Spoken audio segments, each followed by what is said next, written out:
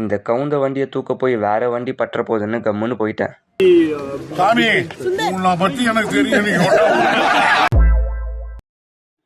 வணக்கம் guys. Improve my combo lip சீரீஸில் இது 20வது நாள். காலையில் எந்திரிச்ச உடனே பல்ல வலிக்கிட்டு நம்ம கோவிந்தா கூப்பிட்டான்னு சொல்லி தண்ணி பிடிக்க அவன் கூட போயாச்சு.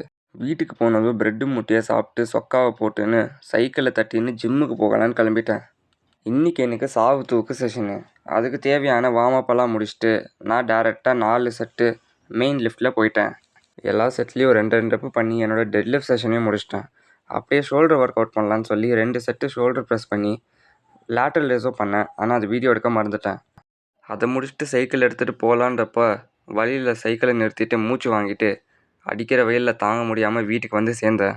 அப்படியே சில நேரம் கழித்து வெளியே போயிட்டு வீட்டுக்கு வந்ததும் காஃபியை குடிச்சிட்டு ஐசிஎன் பாடி பில்டிங்கை பார்த்துட்டு இருந்தேன்.